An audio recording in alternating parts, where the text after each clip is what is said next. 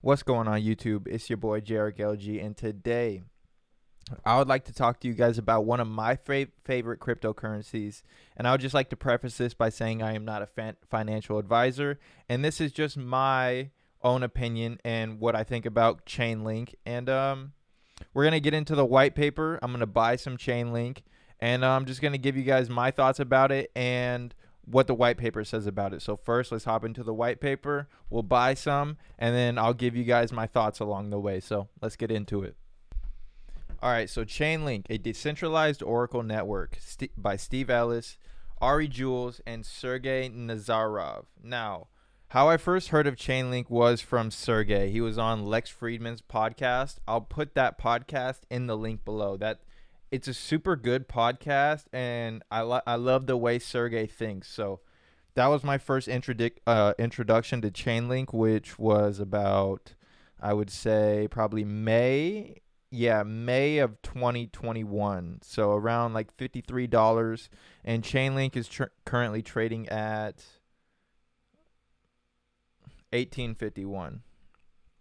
So if we go back, we were at 52.99 on May 9th.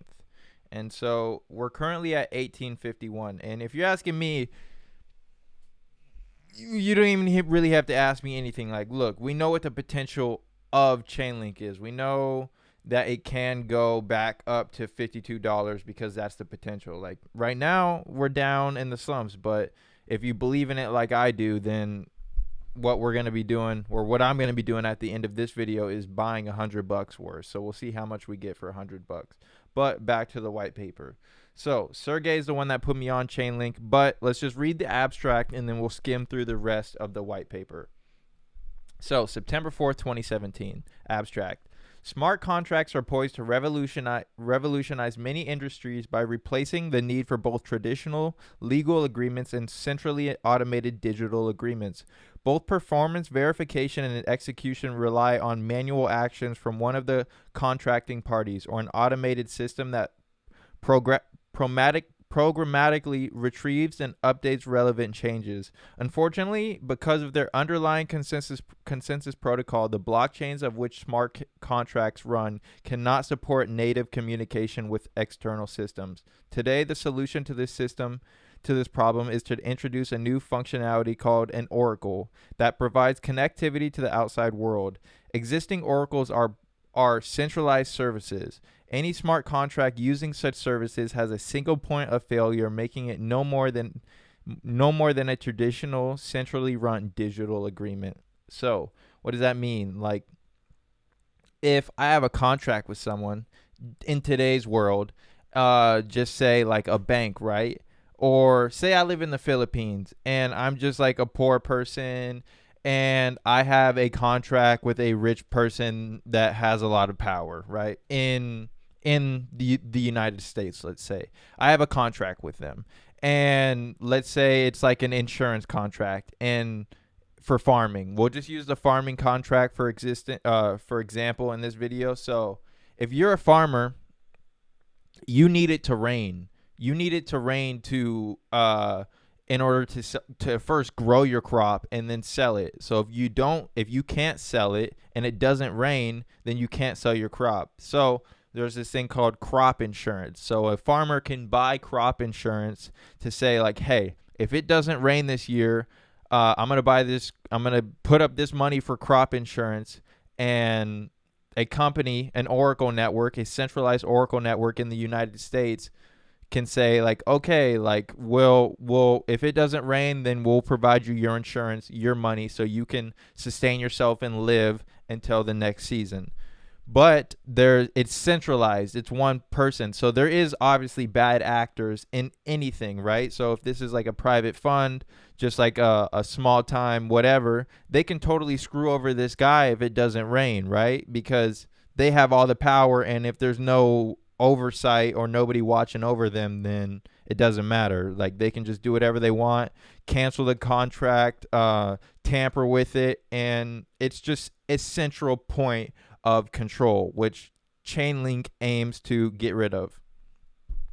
Any smart contract using such services has a single point of failure, making it no more secure than a traditional, centrally run digital agreement. In this paper, we present ChainLink, a decentralized Oracle network. We describe the on-chain components that ChainLink provides for contracts to gain external connectivity and the software powering the nodes of the network. We present both a simple on-chain contract data aggregation system, which just means on-chain contract data aggregation systems just means like a cluster of data that they get on-chain, and a more efficient off-chain consensus mechanism. That's just how they connect on-chain to off-chain. That's what ChainLink means. It's a link to off-chain data to on-chain smart contracts. We also describe the supporting reputation and security monitoring systems for ChainLink that help users make informed provider selections and achieve robust service even under aggressively adversarial conditions. Finally, we characterize the properties of an ideal Oracle as guidance for our security strategy and lay out possible future improvements, including richly featured Oracle programming, data source infrastructure, modifications, and confidential smart contract execution, which is we'll get into that a little bit later, but confidentiality is big. Say like you have a flight, and let's say you have a smart contract that your flight gets here at X amount of time, and if your flight doesn't get there at X amount of time, and if it's all blockchain and decentralized, you don't want, basically you can't blast out to the whole world that you're going on this flight, because then you're just telling the whole world like this person's going on this flight, right? There's a whole lot of private information that gets mixed up in that. So what they aim to do is make it confidential and secure, so you can't tell like what's going on behind the contract. Introduction. So we'll skim through this. Smart contracts are applications that execute on decentralized infrastructure such as blockchain. They are tamper-proof in the sense that no party, even their creator, can alter their code or interfere with their execution. Historically, contracts embodied in code have run in a centralized manner that leaves them subject to alteration, termination, and even deletion by a privileged party. Like I was saying earlier, like the guy in the farmer in the Philippines, if he's just with some sketchy dude that's providing crop insurance, the dude can just screw him over and the farmer can be left with nothing. So that's no bueno. Historically, contracts embodied in code have run in a centralized manner that leaves them subject to alteration, termination, and even deletion by a privileged party. In contrast, smart contracts execution guarantees which bind all contracts to an agreement as written, create a new and powerful type of trust relationship that does not rely on trust in any one party. Because they are self-verifying and self-executing, i.e. tamper-proof, as explained above, smart contracts thus offer a superior vehicle for realizing and administering digital agreements. So what do smart contracts do? They take away all the centralization and the power by that one party to go and tamper with the contract. Once the smart contract is made, there's even the creator cannot go back and change anything in it. Once it's made and both parties have agreed to it, it's out there. So then they will take the external data and connect that to on-chain data. The powerful new trust model that smart contracts embody, though, introduces a new technical challenge: connectivity. The vast majority of interesting smart contract applications rely on data about the real world that comes from key resources, specifically data feeds and APIs that are external to the blockchain. Because of the mechanics of consensus mechanisms underpinning blockchains, a blockchain cannot directly fed such critical data. So we propose a solution to the smart contract connectivity problem in the form of ChainLink, a secure Oracle network that differentiates ChainLink from other Oracle solutions is its ability to operate as a fully decentralized network. This decentralized approach limits the trust in any single party, enabling the tamper-proof quality valued in smart contracts to be extended end-to-end to the end-to-end operation between smart contracts and the APIs is to rely on Making smart contracts externally aware, meaning capable of interacting with off-chain resources, is necessary if they're going to replace digital agreements of today. So if smart contracts are going to replace just the regular digital agreements of today, they're going to need to be able to be used in the real world, and they're going to be able they have to be able to take real world data and connect it to blockchain smart contracts. So that's what ChainLink aims to do. That is basically the meat and potatoes of ChainLink, and I don't want to like give too much. I'll make more videos on ChainLink in the future, but that is just like the gist of ChainLink. So with that, we'll just get into like some examples of what ChainLink will do. So for insurance smart contracts, they will need data feeds about certain things. So say like so for example, on one ChainLink is, was the warehouse magnetic door locked at the time of the breach? So say like you have an alarm system, and if it says the magnetic door was locked and you pay insurance to this company, right, and it's through a smart contract, you're paying insurance to this company every month, right, and you have a breach, someone breaks in, and your data says, the alarm system says like, yep, that magnetic door was locked, then it is on the insurance company to pay for whatever was broken, stolen, or whatever was in that contract. Whatever they say they will cover in that contract.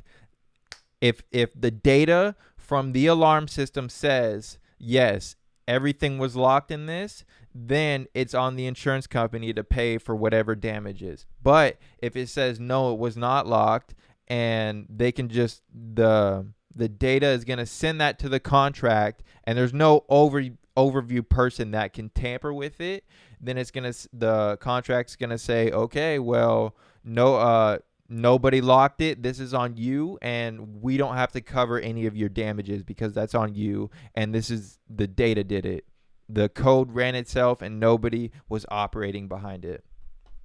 It gets very deep, but that's just the example I'll give, and as deep as I'll go today in this video. So with that, I'm going to go buy $100 worth of ChainLink.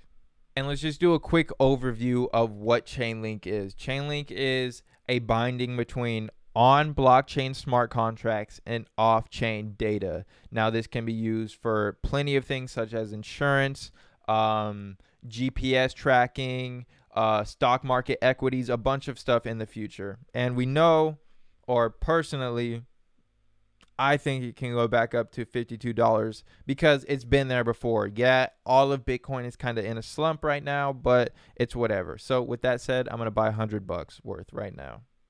So here we go. We'll get 5.15 ChainLink for average at 18.67 bucks a token, and our fee is going to be $3.84 for a total of $100. Let's do it.